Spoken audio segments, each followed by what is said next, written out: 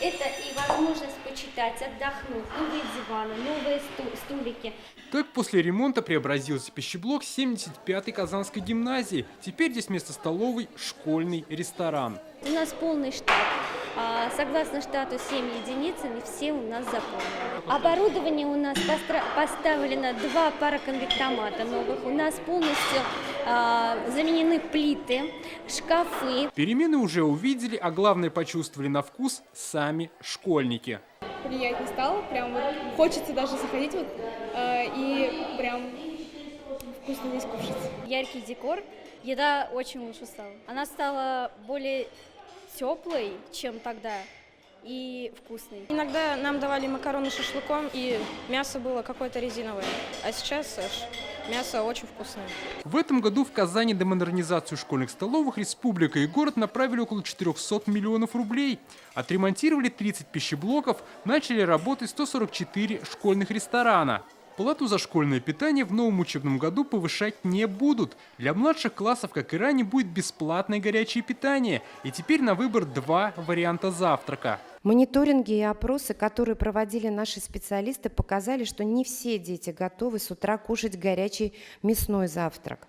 Поэтому было решено разработать и предложить, подчеркиваю, на выбор второй вариант комплекса, в котором будет больше крупяных и молочных блюд. Как отмечают, в целом новый учебный год в Казани начался в штатном режиме. Везде на входе действует термометрия. Как и во всей стране, впервые прошел еженедельный разговор о важном. Что касается классных часов, еженедельных классных часов, они определяются воспитательным планом каждого образовательного учреждения.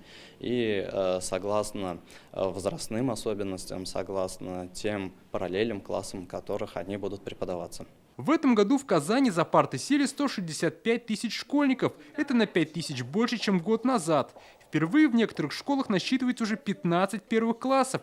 То есть дети учатся даже в первом С. Например, как в лицеях 185 в ЖК «Весна» и 188 в Салават-Купырэ. Такой бэби-бум ставит более острый вопрос строительства новых школ. Они нужны в Салмачах, Солнечном городе, Салават-Купырэ, Вишневке и Привольном.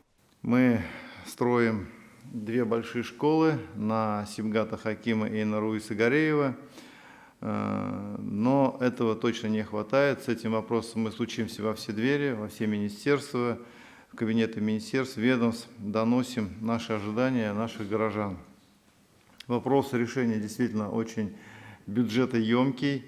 Одна школа порядка 1,5 миллиарда рублей. И как бы нам ни хотелось, это 30 школ, которые остро нуждаются в наш город, одним днем не появятся.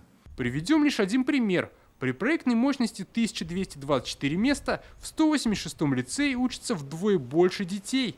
Частично проблему решают распределением учеников в отдаленные школы. Сейчас количество школьных автобусных маршрутов достигло 43. По прогнозам, через 3 года число казанских школьников достигнет уже 200 тысяч. Дмитрий Айринин, Рамзиль Гарипов, ТНВ, Казань. Закажи рекламу на ТНВ. Телефон в Казани 5 705 100.